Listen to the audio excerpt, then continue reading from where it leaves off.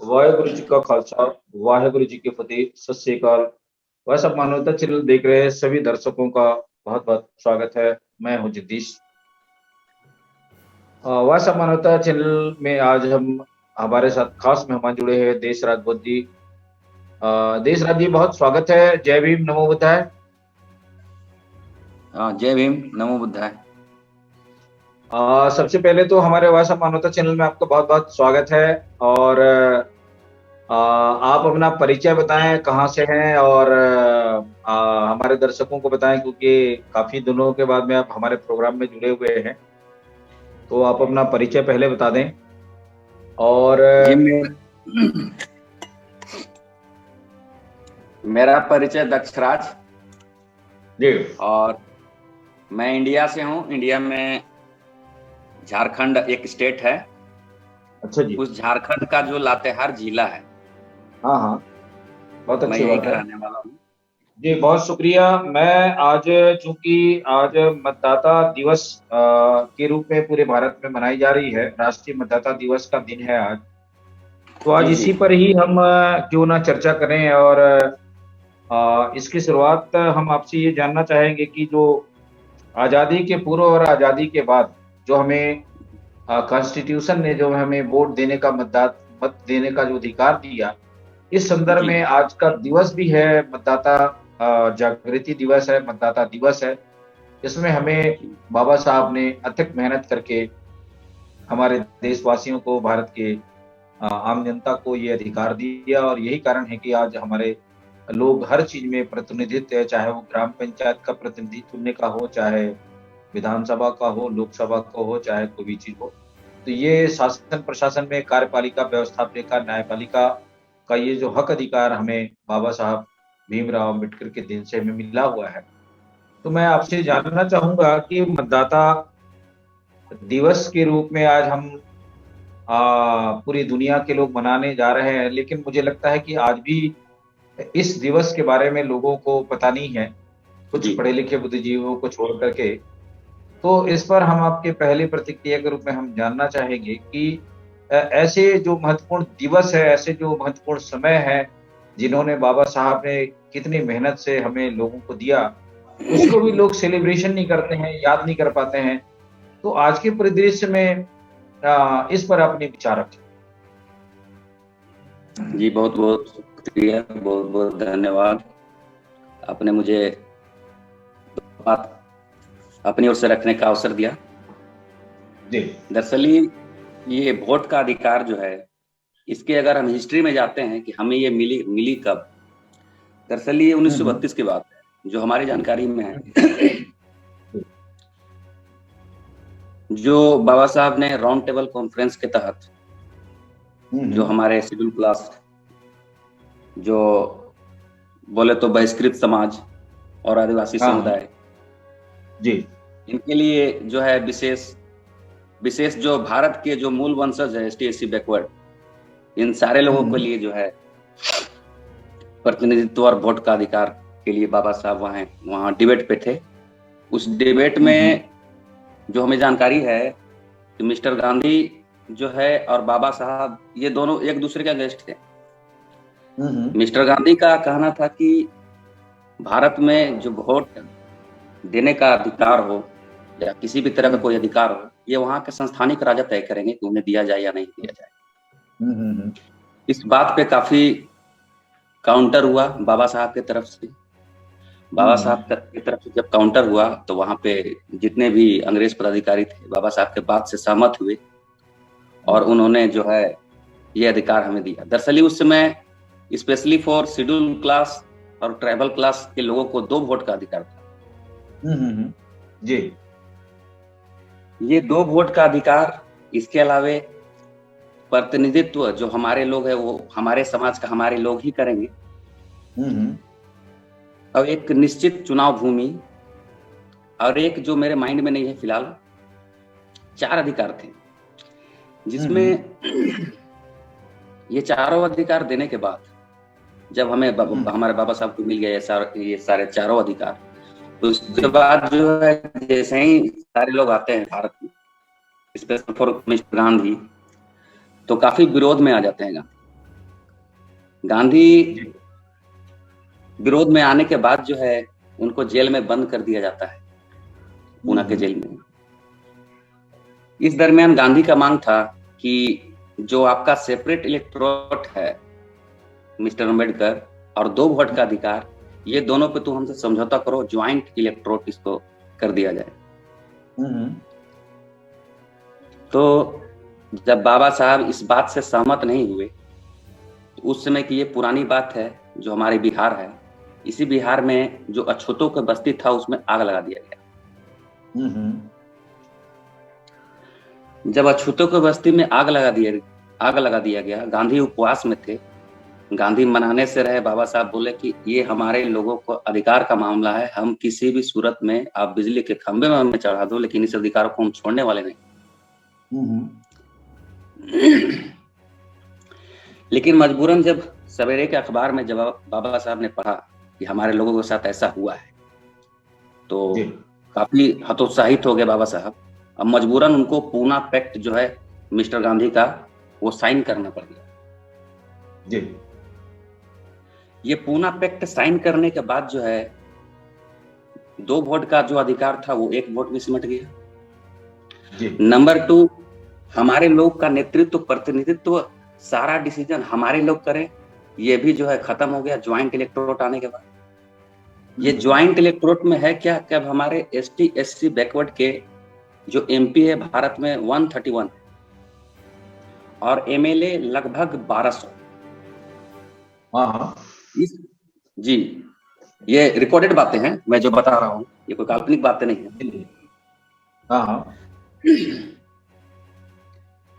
उसके बाद होता यूं है कि बाबा साहब को मजबूरन जब साइन करना पड़ गया, पूना पैक्ट में साइन करने के बाद ये ज्वाइंट इलेक्टोरेट हो गया। हमारे लोग का डिसीजन हमारे नहीं, जो सेंट्रल में बैठे हुए जो ब्राह्मणवादी पार्टियां हैं, जो पिछले 5000 साल से हमें गुलाम बनाए रखी है, ये अब उनके हाथ में चल, वो डिसाइड करते हैं हमें टिकट किन्हें देना है। हमारे लोग को वहां राइट टू स्पीच भी अधिकार नहीं है।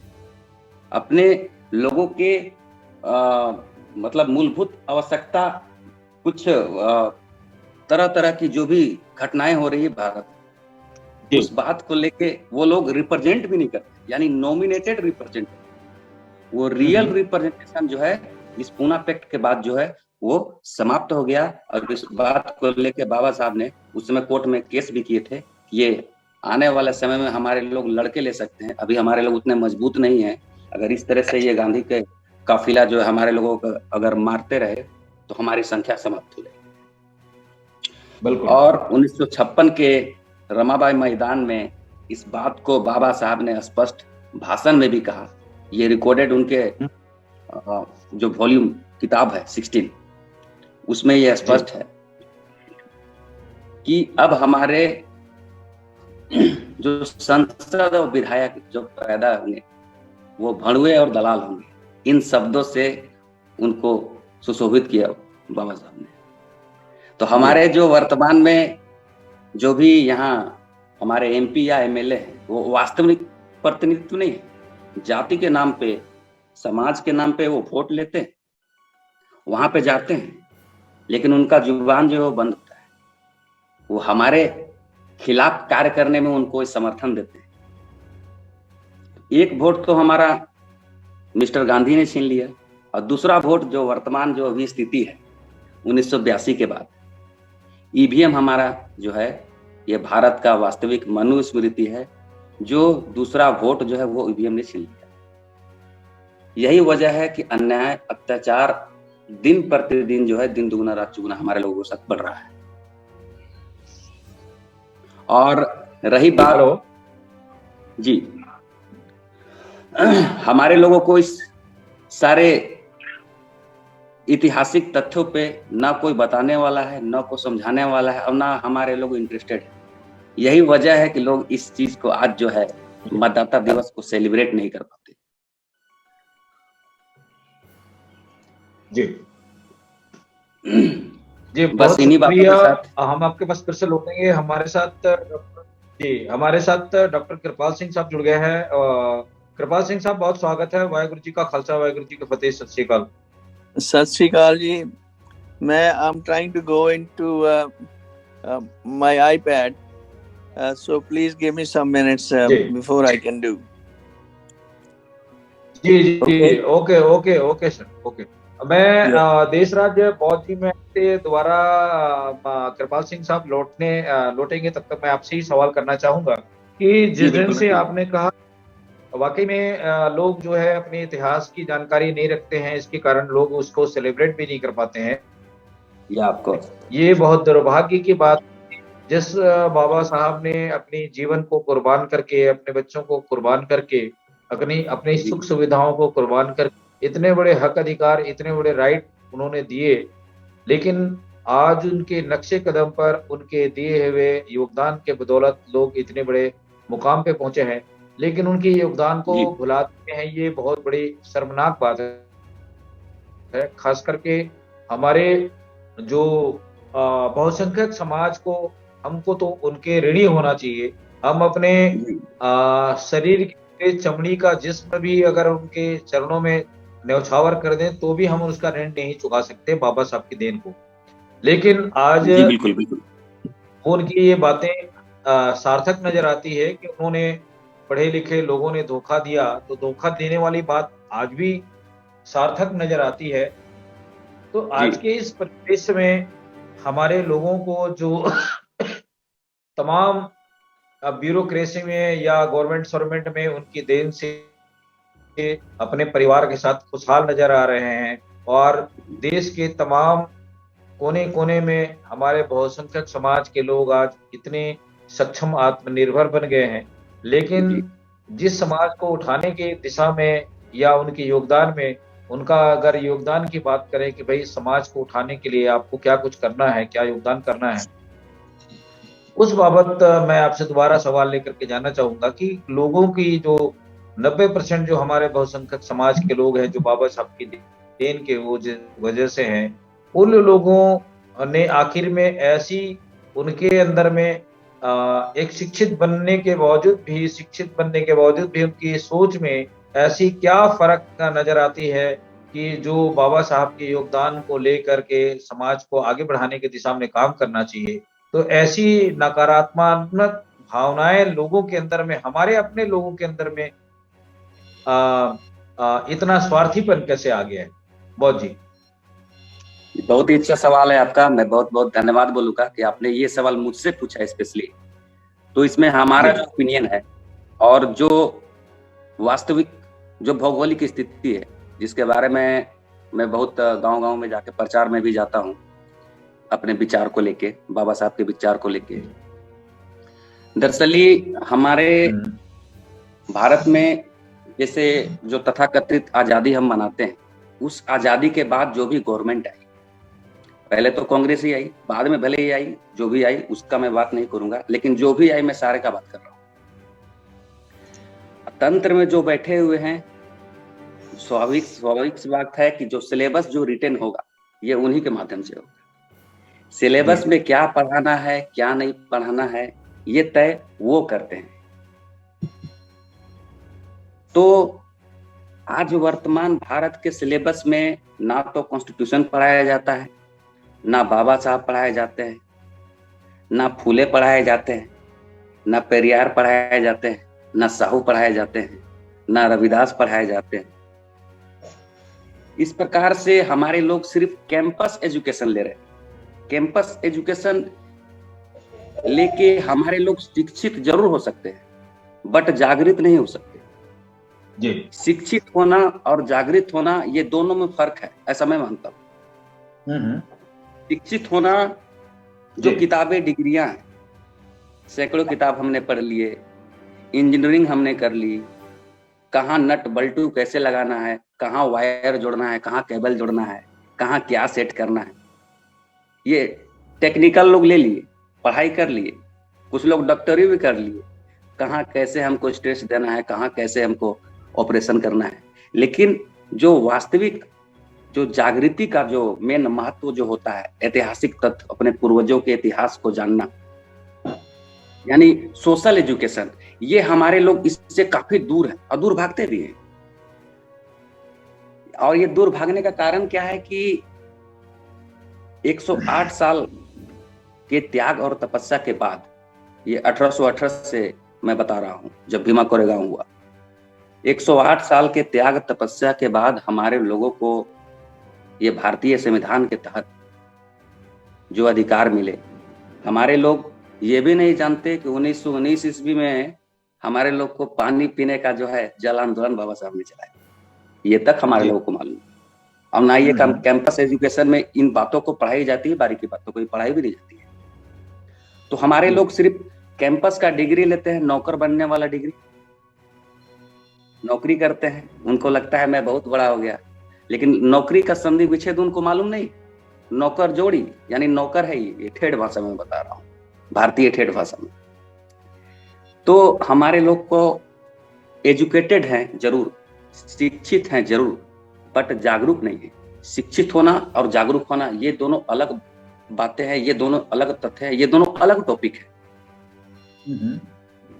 हमारे लोग को आज के डेट में कैंपस एजुकेशन के साथ सोशल एजुकेशन होना मस्ट है, जिससे काफी दूरी बनाए हुए हैं हमारे लोग। हमारे लोग आज कुछ हल्का सा अगर कोई अच्छा स्टैंडर्ड में, हमारी फैमिली में बहुत सारे लोग हैं, IAS लेवल के भी लोग हैं, लेकिन उनको समाज से कोई मतलब नहीं, अपना पेट सेल्फिश हो गए लोग। ठीक उसी प्रकार जब बाबा साहब ने, जब अंग्रेज यहाँ पे कुछ अधिकार दे रहे थे, शैक्षणिक अधिकार, हमारे लोगों को कुछ शैक्षणिक अधिकार मिला, जिसमें हिंदुओं को BHU मिला, मुसलमानों को इस्लामी यूनिवर्सिटी मिला। तो बाबा साहब भी लड़ाई किए कि हमारे लोग को जो है कुछ अधिकार दिया जाए। तो अंग्रेजों ने बोला कि ठीक है, मैं आपके लोगों को भी अधिकार दूंगा। तो बाबा साहब ने 32 लोगों को अमेरिका जाके पढ़ाई करने के लिए परमिशन मांगा, हमारे कुछ लोगों को पढ़ाया जाए। इस बात को स्वीकार किया अंग्रेजों ने। 32 लोग गए बाबा साहब के समय पढ़ाई करने विदेश, लेकिन 32 लोगों में से 31 लोग वहीं गोरियों से शादी विवाह करके सेटल हो गए। अब कुछ जो आए हैं वो मंदिर बनाने में मशहूर हो गए। ये उस समय जब बाबा साहब जीवित थे, ये उस समय की बात है। तो उस समय के भी लोग, हमारे लोग जो है वो सोशल एजुकेशन से काफी दूर थे और आज भी दूर भाग रहे हैं। तो हमारे समाज में एजुकेट लोग की संख्या बढ़ रही है, सोशली एजुकेट जो है उसकी संख्या नहीं बढ़ पा रही है, क्योंकि कारण जो है, जो तंत्र में जो बैठे हुए लोग हैं वो सिलेबस सेट कर रहे हैं। सिलेबस में क्या पढ़ाना है, कितना पढ़ाना है, उतना ही सिलेबस छापते हैं। हमारे लोग उतना ही पढ़ के समझते हैं कि यही सारा ज्ञान है, इसके अलावा कोई ज्ञान नहीं। फिर से लौटने की कोशिश करेंगे। बहरहाल मैं आपसे क्षमा चाहता हूँ, आपसे मैं रोकना चाह रहा हूँ, आपके पास हम फिर से लौटेंगे। हमारे साथ और भी मेहमान जुड़ गए हैं, हमारे साथ TR खुटे साहब जुड़ गए हैं, मैं उनका स्वागत करता हूँ। खुटे साहब बहुत बहुत स्वागत है। खुटे साहब, अभी आपने बिहार से हमारे जो मित्र हैं, युवा है, जागरूक है, उनकी बातों को अभी आपने सुना। और आज का जो हमारा सवाल है वो भारत में जो मताधिकार का जो आज हम दिवस मना रहे हैं, मताधिकार का जो सेलिब्रेशन दिवस आज मना रहे हैं, तो उस पर आज की हमारी प्रमुख चर्चा है। तो जिस दिन से बाबा साहब ने जो हमें राइट टू वोट का अधिकार जो दिया है, और उसकी जो दिवस के बारे में लोगों को अनभिज्ञता है, और आज कई राज्यों में चुनाव भी है आगामी कुछ दिनों के बाद में जी। तो इसके प्रति लोगों के अंदर में जो जागरूकता, जो देशवासियों को, जो बहुसंख्यक समाज को होनी चाहिए, उस संदर्भ में मैं आपकी जो विचार जो साझी हुई है उस पर मैं खुटे साहब की प्रतिक्रिया जानना चाहूंगा कि सर आज समाज जो है कितनी आखिर में नगण्य हो चुका है कि बाबा साहब के उस अधिकार के संदर्भ में अधिकार तो लोग पा चुके, सक्षम भी हो चुके, लेकिन समाज को जिस दिशा में ले जाना चाहिए उस दिशा में आज बहुसंख्यक समाज के लोग नगण्य नजर आते हैं। तो मैं खोटे साहब से आज के इस प्रमुख चर्चा पर उनकी प्रतिक्रिया के लिए उन्हें आमंत्रित करता हूँ। Jagdish ji, if I may excuse Khonde Saab, I have to go to another meeting. May I say first few words because I have to leave. Please. Thank you. Daksh Raj ji, okay sir. आप जी के जो विचार है ना बहुत ठीक है कि हमारा समाज जो है ना वो एजुकेटेड तो हो रहा है पर जागृति नहीं है। And there is a big difference उसमें। ये जागृति है ना गवर्नमेंट नहीं पैदा करती कभी भी, कोई कारपोरेशन नहीं पैदा करती जागृति तो हम लोगों को आप करनी पड़ती है जी। बिल्कुल। हमको घर में बच्चों से बातें करके, हमको अपने गुरुद्वारे और मंदिरों में बातों करके, एक दूसरे से बातों करके ये ऐसे जागृति पैदा होगी। वो जी पंजाब में कहते हैं उत्तम खेती मध्यम व्यापार, नखिद नौकरी पीख गवार जी। जो नौकरी है, नौकरी तो सबसे नीचे गिनी जाती है, तो वो तो स्लेवरी है। वो तो दूसरे की, आप अंग्रेज की स्लेवरी हुई, जहाँ बीजेपी की हुई, या किसी और की हुई, अकाली की हुई, ये तो स्लेवरी है। वो उनके गीत गाने पड़ेंगे जो आपको नौकरी देते हैं। पर जागृति में आप वो करेंगे जो कि ठीक समझ अनुसार करना चाहिए, जो कौम की भलाई के लिए हो, जो सर्वत्र के भले के लिए हो। इसलिए हमें बहुत जरूरी है कि हम अपने कोशिश करें, ना गवर्नमेंट से मांगे ना किसी और से मांगे। ये तो हमें आप करना पड़ेगा। जैसे अपने परिवार की पालता के लिए हमें आप मेहनत करनी पड़ती है, तैसे ही हमारे समाज के पालने के लिए हमें मेहनत करनी पड़ेगी, किसी और ने नहीं करनी। वो तो लोग आपका फायदा उठाना चाहते हैं जी। सो उससे कोई आस रखनी, ये हमारी बेवकूफी है जी। ये जदोजहद हमें आप करनी पड़ेगी। चाहे छोटे से छोटा काम जो करना है वो अच्छा है, बजाय के सिर्फ बातों से, जहाँ गवर्नमेंट को पिटीशन दो, यहाँ करो वो करो, किसी ने कुछ नहीं सुनना, सब झूठे लारे लगाते हैं लोग। यही हाल है पश्चिमी मुल्कों में था। सो यहाँ वॉलंटरी ऑर्गेनाइजेशंस बहुत हैं जो अपनी जागृति पैदा करने के लिए जदोजहद करती रहती हैं जी। गवर्नमेंट तो उनको देख के भाई ये ताकतवर हो रहे हैं, फिर गवर्नमेंट उनके पास आती है, दसो हम क्या करें आपके लिए। जब आप कहेंगे उठ के हमारे लिए करो, वो भाजो और हाँ कर लेंगे ऐसे। सो आप वॉलंटरी ऑर्गेनाइजेशन स्ट्रॉन्ग करो अपनी सामाजिक जागरूकता पैदा करने लिए। That's what I wanted to share with you. I agree with you, पर इसके लिए प्रैक्टिकल स्टेप्स लेने की लोड़ है। वो प्रैक्टिकल स्टेप ये हमें ही पैदा करने पड़ने हैं, किसी गवर्नमेंट ने नहीं करने, किसी कारपोरेशन ने नहीं करने। ये तो हमारे आप मेहनत करना पड़ेगा। थैंक यू जी। बहुत शुक्रिया सिंह साहब, आपने बहुत आपके माध्यम से कह दी है जी। खूंटे साहब भी बात रखें सर। मैं ये कह रहा था, अभी सुना और आप जागृति की बात आ रही है। एक्चुअल में क्या है, जागृति होता कैसे है, जागृति पैदा होता कैसे है, जागृति को हमें समझना होगा, ये बहुत महत्वपूर्ण है जी। किसी भी तरह, डॉक्टर अम्बेडकर ने कहा था, किसी भी तरह जीने का कोई महत्व नहीं रहता, महत्व है जीने के स्तर का। कोई कष्ट उठा करके भी जी रहा है और कोई अपना बेइज्जती बर्दाश्त करते हुए जी रहा है, और कोई मान और सम्मान और स्वाभिमान के साथ जी रहा है। स्वाभिमान के साथ जीना, एक पल का जीना ज्यादा महत्वपूर्ण है। उन्होंने कहा हमारा सबसे ज्यादा इंपॉर्टेंट है जागृति में स्वाभिमान जी।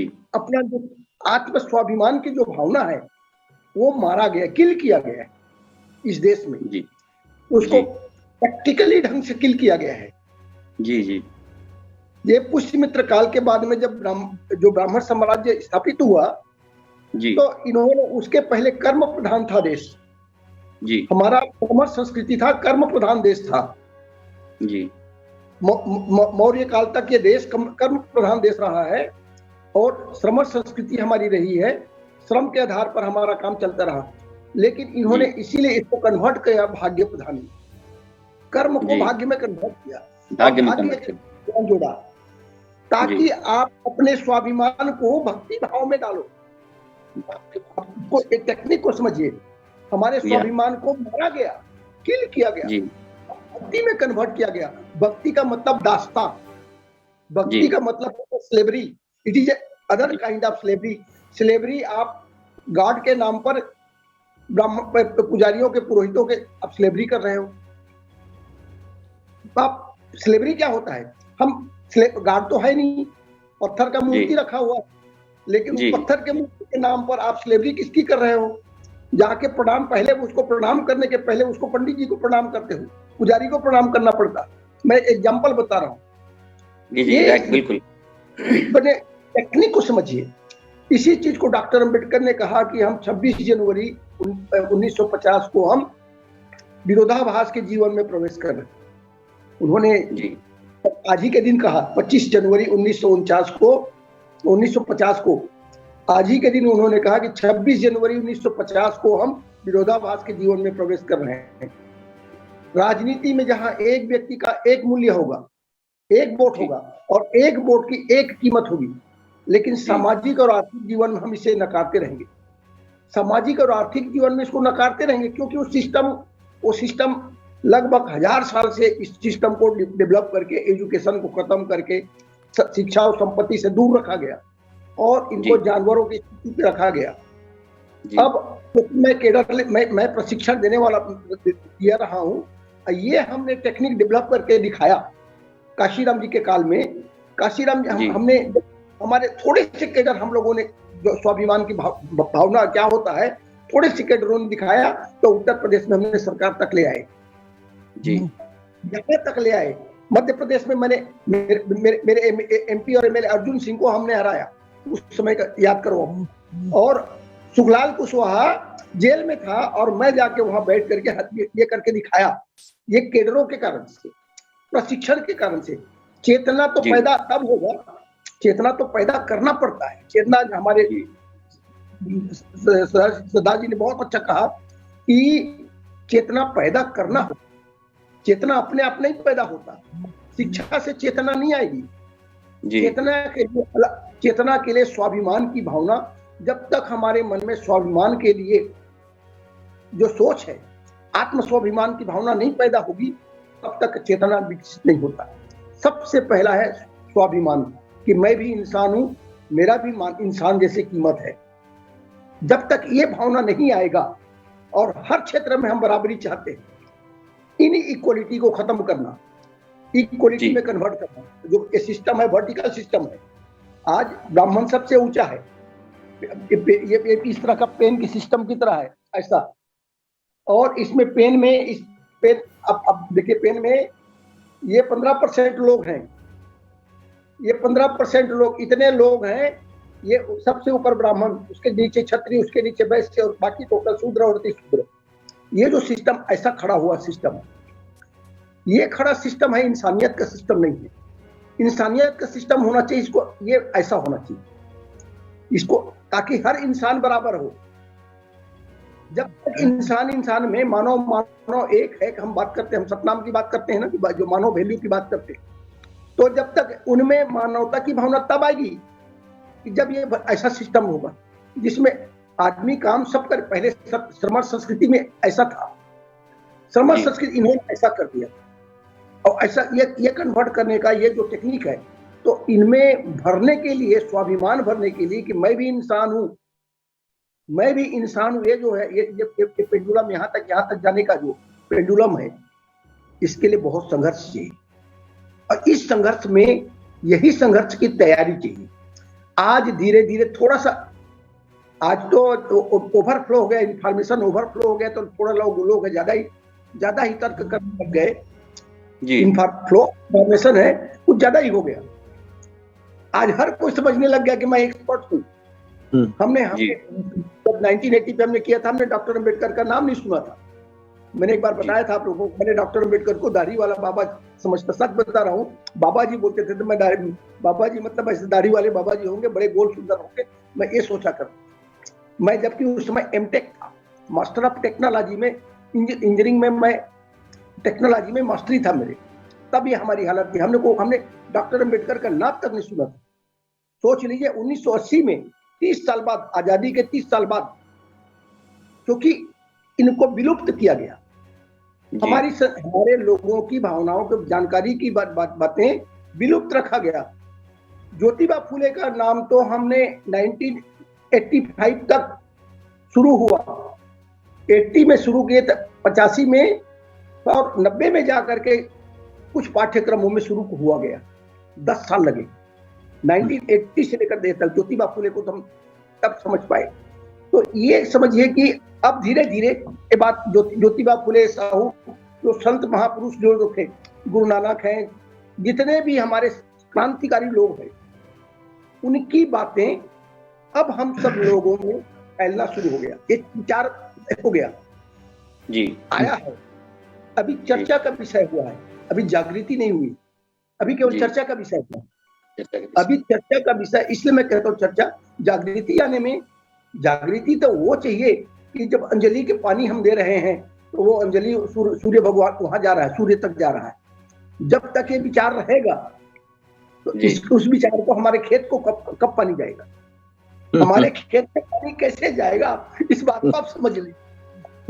ये हमारे मन में भरा गया, तो इस टेक्निक को हमें बदलना पड़ेगा। यही वो टेक्निक है, ये वो टेक्निक है।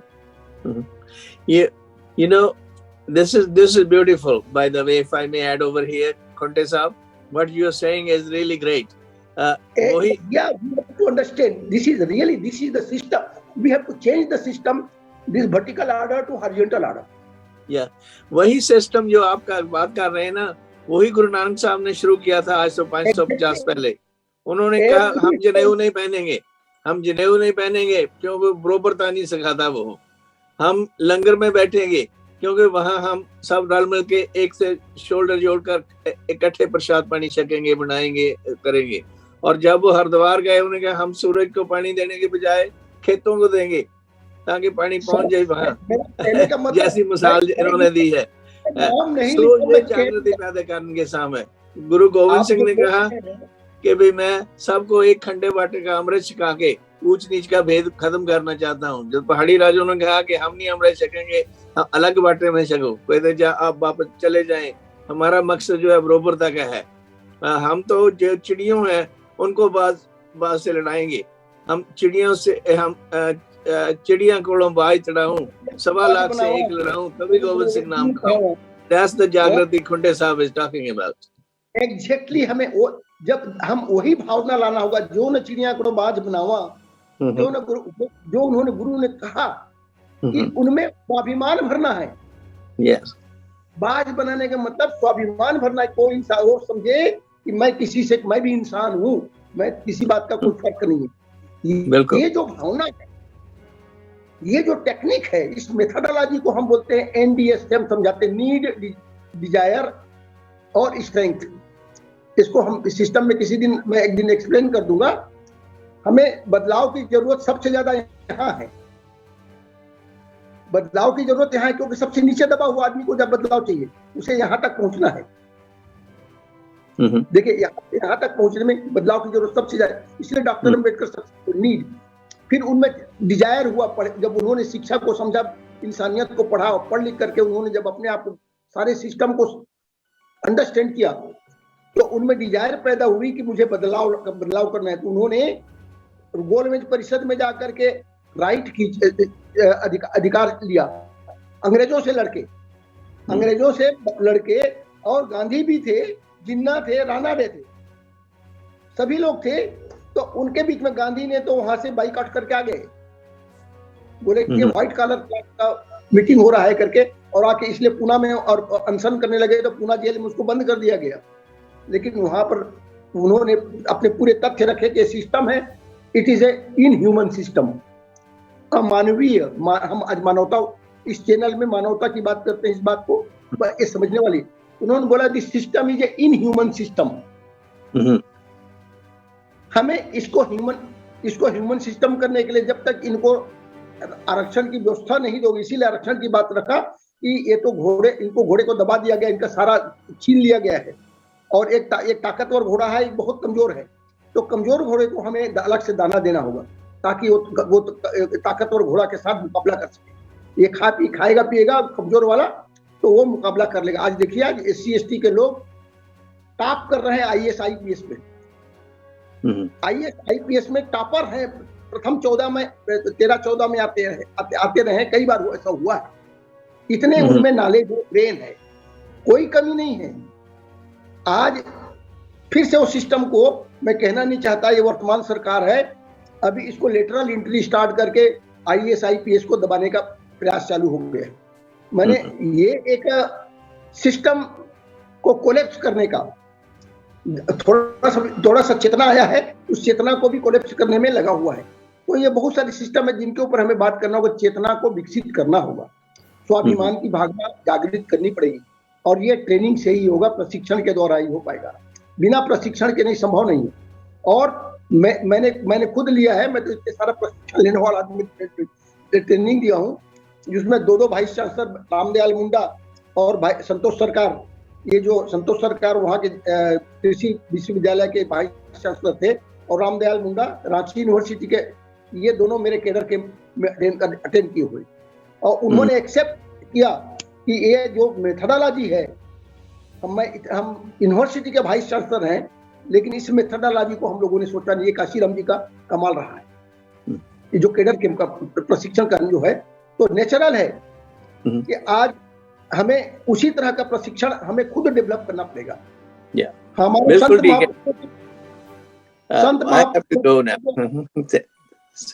बहुत मेहरबानी। सॉरी, हमारे संत कबीर की वाणी है, क्रांतिकारी है, इतना क्रांतिकारी है कि हम सेकंड बुद्धा कहें। इतना उन्होंने पाहन पूजे हरि मिले तो मैं पूजू पहाड़, इससे तो चाकी भली पीस खाए संसार। मैं उसको उनके गार्ड और गार्डिज्म को एक चक्की में घुमा दिया। ये व्यवस्था का कितनी बड़ी क्रांति है, हमें उस व्यवस्था को समझना होगा। तो इसीलिए हमें जो, अगर हम स्वाभिमान की बात करते, वैल्यू सिस्टम की बात करते हैं, वैल्यू सिस्टम को डेवलप करना पड़ेगा। अभी फ्लो ऑफ इंफॉर्मेशन इतना ज्यादा हो गया है सोशल नेटवर्किंग में, तो अरे गरे कचड़ा भी बहुत सारा भर गया, कुछ भी डाल दे रहे हैं। तो इसलिए क्या लोग हैं इतना कंफ्यूज हो गए हैं, उनको समझ नहीं आ रहा है कि ये इधर ये करें कि वो करें। हमें क्या बदलना है वो समझ में आना होगा। हमें सांस्कृतिक बदलाव लानी पड़ेगी, सामाजिक बदलाव, सांस्कृतिक बदलाव, और ये दोनों के बगैर आर्थिक बदलाव नहीं होगा। सांस्कृतिक और सामाजिक बदलाव दोनों चाहिए, तो उसके बाद तभी आर्थिक बदलाव शुरू होगा। और राजनीतिक तो जब तक सामाजिक बदलाव नहीं पैदा होगा, सामाजिक संगठन मजबूत नहीं होंगे, तब तक राजनीति कामयाब नहीं होगी, इसीलिए हमें सामाजिक, सांस्कृतिक, आर्थिक आंदोलन तैयार करना होगा, तभी हम राजनीति में कामयाब होंगे। यही शुरू किए थे, तो उसी से हमने थोड़ा सा करके दिखाए थे, एक्सपेरिमेंट करके दिखाए थे। वो तो नहीं चल पाया, आगे नहीं बढ़ा पाई, वो तो मैं क्या कहना चाहता हूँ, मैं किसी को नाम क्यों लेना चाहूँ, मैं नाम लेना नहीं चाहता। लीडरशिप की कमजोरी है, इसको समझ नहीं पाए, केडर सिस्टम को उन्होंने कोलैप्स कर दिया। और नहीं तो आज यहाँ इंडिया में हमारा मुकाबला कोई नहीं कर पाता। हम 85 की बात कर रहे हैं, हम तो 50 भी तैयार हो जाए तो हम बदल देंगे। हमें 85 नहीं चाहिए, हम तो 35 उनको दे देंगे। हम 85 में से 35 उनको दे देंगे, फिर भी हम 50 हो करके आराम से 50 तैयार करके हम मुकाबला कर सकते हैं। अब धीरे धीरे देखिए उत्तर प्रदेश में जो हो रहा है, इसमें बदलाव दिख रहा है। किसानों ने इस आंदोलन को थोड़ा समझा, और किसानों ने इस व्यवस्था को डायरेक्टली इनडायरेक्टली उसको इंप्लीमेंट किया। डायरेक्टली इनडायरेक्टली उस कास्ट सिस्टम को, कास्ट के अफेक्ट को उन्होंने न्यूट्रलाइज किया। वहां जाति की चर्चा नहीं हुई किसान आंदोलन में। अभी ये बहुत बड़ी कमाल की बात है। और उन्होंने कहा जाति विहीन करके पूरा उन्होंने इस सिस्टम से लड़ा। जाति और धर्म दोनों की बात नहीं हुई, कोई इस टॉपिक को हटा दिया गया। ये दोनों टॉपिक हटने से देखिए पूरा आज किसान आंदोलन सक्सेस हो गया। और किसान आंदोलन आज चाहे राकेश टिकैत हो, चाहे और बाकी सारे लोग हैं, सब के सब आज इस बात से महसूस कर रहे हैं कि इस देश में बदलाव लाने के लिए जाति से हट करके हमें अपने धंधा पे चर्चा करनी पड़ेगी। धंधा में कौन कौन से धंधा है? एक तो कृषि एक धंधा है, और हुनर, जो हमारे इंडिया में इतना हुनर है, हुनर समझते होंगे, जो शिल्पी है, शिल्पकार है, कलाकारी है। हमारे लोगों में कलाकारी की कोई कमी नहीं है। हमारे लोग वैज्ञानिक लोग रहे हैं। उस जमाने में लोहा लक्कड़ से का काम करना मैंने जब दुनिया ने सीखा नहीं था तब हम लोहा गलाना जानते थे। हमारे लोहों की नगरी थी। ये तो 4000 साल पहले लोहे की नगरी यहाँ पर बना हुआ था। तो हमारे लोग लोहा उस जमाने में गलाना जानते थे, तो वैज्ञानिक नहीं थे तो ऐसा नहीं हो सकता। गाड़े का खोज हल चलाना, खेती करना, ये जो टेक्निक था, चक्की से चला करके मार है वो घड़ा बना देता था। तो ये जो टेक्निक था, हमारे लोग वैज्ञानिक लोग रहे हैं, बढ़ाई रहे हैं, कारपेंटर रहे हैं। हर तरह का, हर धातुओं का उपयोग करना, हर सिस्टम का उपयोग करना, उन्होंने हमारे लोगों में वैज्ञानिक की कोई कमी नहीं है, कला हुनर की कमी नहीं है, विज्ञान की कमी नहीं है। विज्ञान तो हमारी सोच में भरा है, लेकिन उसको हम लोगों ने विकसित नहीं होने दिया।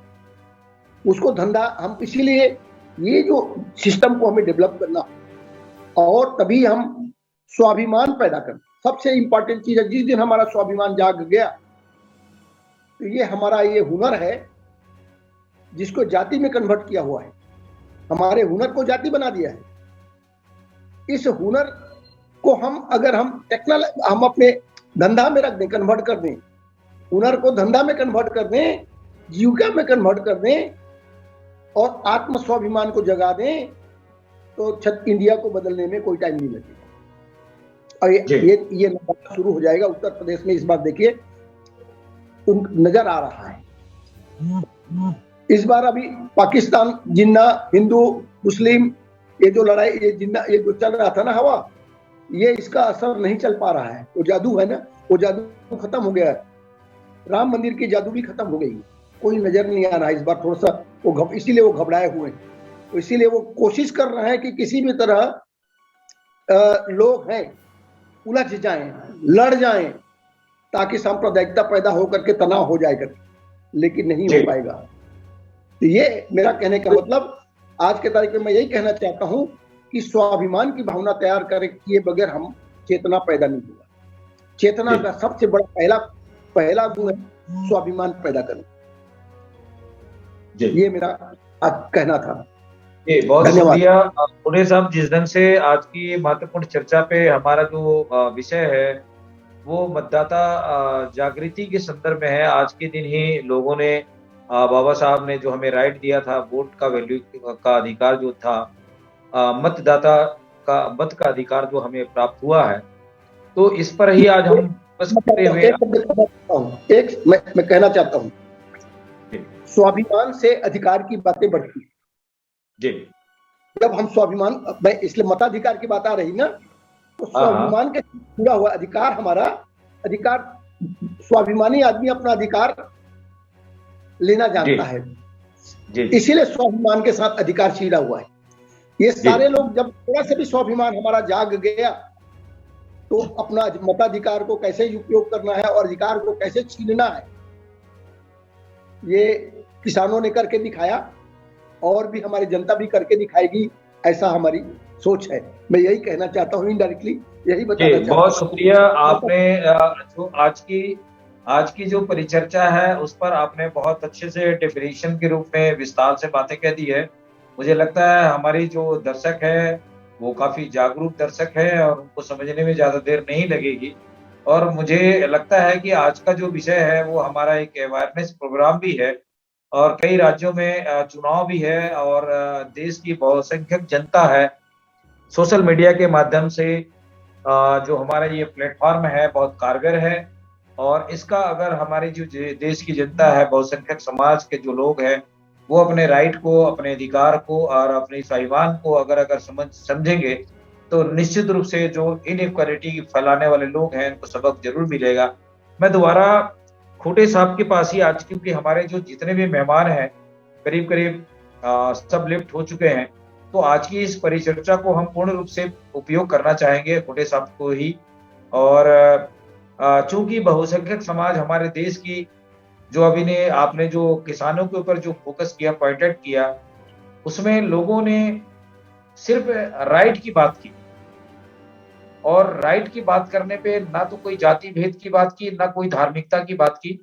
और जो भारत का जो किसान है, और इस किसान किसान आंदोलन में कोई भी जाति धर्म का किसान इसमें जाति की बात ना करके, धर्म की बात ना करके, सिर्फ किसानी की बात करके, जो एक व्यवसाय है, जो किसानों का मुख्य व्यवसाय है, जो हमारे बहुसंख्यक समाज का व्यवसाय है, और इस व्यवसाय को जो उद्योगपति, व्यापारी और बिचौलिए हैं, इन लोगों ने हाईजेक करके हमारे ही मेहनत का, हमारे जो पसीने खून पसीने की कमाई को ये लाखों करोड़ों रुपए में इस कोरोना काल में लोगों ने कन्वर्ट करके आज देख रहे हैं कि हम दाल खा रहे हैं, तेल खा रहे हैं, नमक खा रहे हैं, माचिस ले रहे हैं। इन सारे चीजों का जो दैनिक उपभोग की चीज है, जो हमारे किसान उपजाते हैं, लेकिन इसको डाइवर्ट करके इन व्यापारी वर्ग के लोग हमारे साथ किस ढंग से हमारे शोषण कर रहे हैं, इसको समझने की जरूरत है। और देश का किसान इस बात को अगर समझ करके अगर निर्णय लेगा तो मुझे लगता है कि देश के अंदर में व्यवस्था परिवर्तन होने में ज्यादा देर नहीं लगेगी। तो मैं इसकी आज की इस प्रमुख चर्चा को लेकर मैं दोबारा खोटे साहब के पास में फिर से आज की इस महत्वपूर्ण परिचर्चा पर उनके व्यू और सारांश के रूप में ये जानना चाहेंगे कि देश की जो जनता है, अब गर्म लोहे के समय में लोहा मारने का समय है। तो इसको विस्तार से हमारे देश की जनता को बताने की कोशिश करें खोटे साहब कि जो देश का बहुसंख्यक समाज है वो अपने हक अधिकार को आज की परिस्थिति में डायलूट इसको किसी और इस विषय को ना अगले दिन रखिए, क्योंकि लंबा विषय है जो आप बोल रहे हैं ना। अगर हम उसके ऊपर चर्चा भी छेड़ देंगे ना तो उसके लिए कम से कम 1.5-2 घंटा चाहिए। क्यों बताएं हमें। जी बहुत शुक्रिया आपका कहना ठीक है, आपका मैं समझ गया बातों को। मैं इस विषय को लेकर अलग हम एक दिन सेशन करेंगे। अपन बोलना नहीं चाहते, कोई भी चीज को हल्का नहीं लेना चाहिए हमें। तार से मैं यूपी की सीनरी और जो 5 राज्यों को जो हो रहा है उसकी सीनरी के ऊपर हम डिटेलिंग करेंगे, वहाँ की सोशल सीनरी को देखेंगे और सोशल सीनरी में कैसे चेंजेस आ रहा है आज के तारीख में, और प्रेजेंट गवर्नमेंट है उसकी मेथोडोलॉजी कैसे वो एडॉप्ट कर रहा है। और उन्होंने विकास के मुद्दे के ऊपर कोई चर्चा नहीं हो रही, करना नहीं चाहते। विकास से हट करके गाय गोबर ये चर्चा का विषय बनाने का कोशिश चल रहा है। वो खत्म हो गया, लेकिन वो वहां से खत्म हो गया। बंगाल में गाय गोबर चलाने का बहुत कोशिश किए। वो वहां गए थे बांग्लादेश चले गए थे। क्या बोलते हैं उसको, मोतुआ संघ। मोतुआ संघ वहां पर है चंडाल लोगों का, जो चंडाल जिनको बोलते हैं नमोशूद्रा हो गए हैं, तो चंडाल लोगों ने एक अपना संघ बनाया, उसको मोतुआ संघ बोलते। और मोतुआ संघ में नारायणा गुरु, इसमें हरिचंद गुरु और गुरुचंद ठाकुर और गुरुचंद ठाकुर, इन लोगों ने वहां पर डेवलप करके पूरा मोतुआ संघ बनाया। जैसे इधर सतनामियों का ग्रुप पंथी चलता है ना, वैसी मोतुआ संघ वाले गाना बजा के पूरा प्रकृति के बारे में बताते हैं कि प्रकृति के हमको कैसा बराबरी की इक्वलिटी दिया है, कैसे हम मान सम्मान है, वो सारा उसके ऊपर चर्चा हो। अब उसको जाके वहां नतमस्तक को ऊपर के किया, लेकिन उन्होंने धक्का देके भगा दिया। ये जो टेक्निक हुआ है तो मुझे लोगों ने शुरू में बताया, मैंने कहा नहीं तुम जानते नहीं हो, हरिचंद ठाकुर गुरुचंद ठाकुर के औलाद है, नमोशूद्रा है। नमोशूद्रा उन्होंने शूद्रों में नमो कहा, नमो माने नीचे, अति शूद्र। नमो मीन्स नमस्कार नहीं है, वो नमो का मतलब नीचे, बंगला में नमो का मतलब डाउन। शूद्रों में अति शूद्र अपने आप को उन्होंने क्लासिफिकेशन की ओर गया। शूद्र एक क्लास है। ब्राह्मण, क्षत्रिय, वैश्य और शूद्र ये क्लास है, ये जाति नहीं है, ये वर्ण है, ये वर्ग है। तो शूद्र में 2 वर्ग है, टचेबल शूद्र और अनटचेबल शूद्र। तो अनटचेबल शूद्र तो उसको नमो शूद्र कहा उन्होंने। इसीलिए जो क्लासिफिकेशन जो ज्योतिबा फुले ने कहा था ना, शूद्र और अति शूद्र, तो सेम अति शूद्र को उन्होंने नमो शूद्र कहा। लोग नहीं जानते हैं, लेकिन नमो शूद्र ने ऐसा चक्कर चलाया कि इनकी चौकड़ी ही गायब हो गई। पूरी चंडाल चौकड़ी वहां से रफा दफा हो गया। ये तो आपने देखा होगा। वो भी जो जो 60-70 सीट जो चुन के लाए, वो भी इधर उधर हेरा फेरी से हो पाया, वो भी नॉर्मल से नहीं हुआ, नहीं तो वरना वो भी खत्म हो जाता। वो पहले दो चरण में गड़बड़ कर लिए थे ना, तो हो गया, नहीं तो बाकी उसके बाद के चरण। उत्तर प्रदेश में भी ऐसे ही होगा। उत्तर प्रदेश में मैं आपको हिंट दे रहा हूँ, मैं कल किसी समय उसको चर्चा करेंगे। बंगाल में, उत्तर प्रदेश में भी कैडर्स तैयार है, ऐसा नहीं है। आज लोग तैयार हैं, लोग बोल नहीं रहे हैं। जब आवाज, जनता की आवाज चुप हो जाता है ना जनता, तो समझ लो बगावत है। ये राजनीति का सिम्टम है। जब जनता चुप हो जाए, साइलेंट हो जाए, तो समझ लो बगावत हो गई। अगर नहीं तो जनता उलझ जाए ना, तो समझ लो कि बगावत नहीं। फिर तो वही वो चाहते हैं, वो उलझाना चाहते हैं, लेकिन जनता चुप हो गई, तो समझ लो बहुत बड़ा बदलाव हुआ। ये मैं हिंट दे रहा हूँ की परिचर्चा के अंदर में, चूंकि हमारा जो सब्जेक्ट घूम रहा है वो बाबा साहब के हमारे दिए हुए अधिकार के संदर्भ में है। और एक बाबा साहब ने दुनिया में क्रांति किया और दूसरे बाबा साहब के विचारों को लेकर चलने वाले मान्यवर कांशीराम साहब को दुनिया के लोग, तमाम राजनीतिक दल कांपते थे। तो इसलिए कांपते थे कि मान्यवर कांशीराम के पास एक बहुसंख्यक समाज की एक विचार क्रांति थी, और वही विचार क्रांति के कारण बाबा साहब की जो आइडियोलॉजी को समझने वाले लोग हैं उनसे डरते थे। और मुझे लगता है कि उनकी जो कर्म भूमि रही है, उनका जो सपना है, वो आज बहुसंख्यक समाज के कुछ लोग जरूर सोच रहे हैं। और आने वाले समय में ये भारत की धरती में रिवॉल्यूशन होगा, मुझे लगता है, क्योंकि जैसे जैसे लोगों के अंदर में ये अवेयरनेस पैदा हो रही है, जागृति पैदा हो रही है, स्वाभिमान पैदा हो रही है, तो क्रांति वहीं से उत्पन्न शुरू हो चुकी है। और मुझे लगता है कि ये क्रांति की आगाज देश के अंदर में शुरू हो चुकी है, बस लावा बनने की देरी है। और इसको और सोशल मीडिया के माध्यम से, हमारे चैनल के माध्यम से हम ऐसी ही विचारों को लेकर दर्शकों तक, बहुसंख्यक समाज के लोगों तक ज्वलंत मुद्दों को लेकर आते रहेंगे। और आज की इस चर्चा पर मैं आपसे प्रमुख रूप से आज की इस चर्चा पर जिस टॉपिक को आपको रखना है वो आप खुली तौर से आज रख सकते हैं आज की इस महत्वपूर्ण चर्चा पर। कुड़े साहब आ जाओ जी। अभी तो धुआं उठा है जी, तो अभी तो ये समझ लो चिंगारी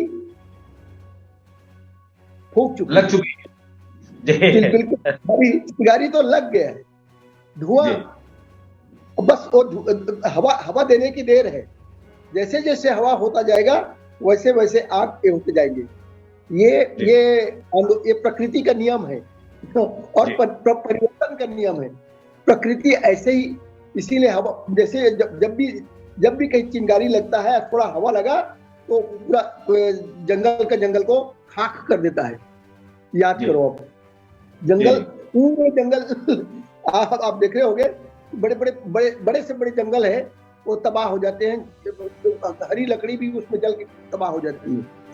तो ये व्यवस्था को उखाड़ना आज ये चिंगारी है, स्वाभिमान की चिंगारी, अधिकार की चिंगारी, जिसमें समता, स्वतंत्रता, बंधुत्व और न्याय की जो बातें हैं, हम अब आज की चर्चा नहीं करना चाहते। उस विषय के ऊपर चर्चा करेंगे तो फिर ये तो डॉक्टर अम्बेडकर की जो थ्योरी है, सिस्टम है ना, इसके ऊपर तो जितना हम बोलना चाहें उतने पर बोल सकते हैं। लेकिन हम उसके ऊपर न करके हम ये कहना चाहते हैं कि ये जो चिंगारी उठी है अधिकार के प्रति, और मैं धन्यवाद देता हूं उन लोगों को कि जो लोग दबाव की राजनीति स्टार्ट किए। अगर जितना दबाएंगे उतना उछाल आए। स्प्रिंग है ना, स्प्रिंग को आप जितना दबाओगे, रुई को दबाओगे दब जाएगा, लेकिन स्प्रिंग को दबाओगे तो जैसे ही स्प्रिंग छूटेगा तो इतना जम के फेंकेगा। आपने सुने होंगे ना, वो लिफ्ट वाला होता है, वो इतना ऊंचा चला जाता है, वो स्प्रिंग में मारते गिरता है और धड़ाम से ऊपर वो भागता है ऊंचाई पे। ऐसा ही हो, ये होने वाला, यही प्रकृति, ये प्रकृति का नियम है। इसीलिए कोई भी चीज का अति का अंत जल्दी होता है। अति का अंत जल्दी होता है। हर चीज में अति है वो कामयाब नहीं होती। हिटलर इसीलिए कामयाब नहीं हुआ, हिटलर कामयाब नहीं हुआ, और हिटलर को जाते जाते उसके दोनों हाथ खुला, वो मुट्ठी भी नहीं था, दोनों हाथ खुला हुआ था, तो इसीलिए वो कुछ लेके नहीं गया है। ये जो हिटलर के औलाद अगर इंडिया में आ गए हैं तो यहाँ के इंडिया के लोग भी पहचानने लग गए कि कौन हिटलर है कौन नहीं। तो इसलिए हिटलर शाही अब नहीं ज्यादा देर चलने वाला है, ये दुनिया ने कर दिखाया है, और ये प्रकृति का नियम वो होगा, परिवर्तन का नियम है, आएगा। बदलाव जितना आप दबाओगे तो बदलाव आएगा। तो मेरा कहने का मतलब आज के संदर्भ में ज्यादा आज तो मैं भी थोड़ा सा लेना चाहता हूँ, आज यही समाप्त कर लिया जाए। जी ठीक है, बहुत शुक्रिया। आज की इस परिचर्चा में महत्वपूर्ण रूप से भाग रही है हमारे अध्यक्ष राज बौद्ध जी जो बिहार से थे, उनका भी बहुत शुक्रिया। और हमारे साथ डॉक्टर कृपाल सिंह साहब जो अमेरिका से जुड़े थे, मेघराज सिंह जुड़ गए हमारे साथ में, जुड़े तो हैं। मेघराज जी का भी स्पेशल आज धन्यवाद करते हैं क्योंकि आज की इस परिचर्चा कर उन्होंने स्पॉन्सर किया है। तो मैं मेघराज जी से भी चाहूंगा कि मेघराज जी अपनी कुछ प्रतिक्रिया के रूप में अपने विचार रखें। मेघराज जी सुन पा रहे हैं? तो बहरहाल हमारे साथ वो टच में नहीं है। आज की इस परिचर्चा को यहीं समाप्त करना चाहेंगे। मैं हमारे वॉइस ऑफ मानवता चैनल देख रहे सभी दर्शकों से गुजारिश करूंगा कि हमारे इस महत्वपूर्ण चर्चा को लाइक करें, कमेंट करें, शेयर करें और अपनी प्रतिक्रिया भी दें ताकि हम समय समय पर ज्वलंत मुद्दों को लेकर आपके सामने ला के हाजिर हो सके, डिबेट कर सकें, चर्चा कर सके। बहरहाल सभी मेहमानों का बहुत धन्यवाद करते हैं। खुड़े साहब का बहुत बहुत धन्यवाद। वाहिगुरु जी का खालसा, वाहिगुरु जी की फतेह, सतनाम जोहार।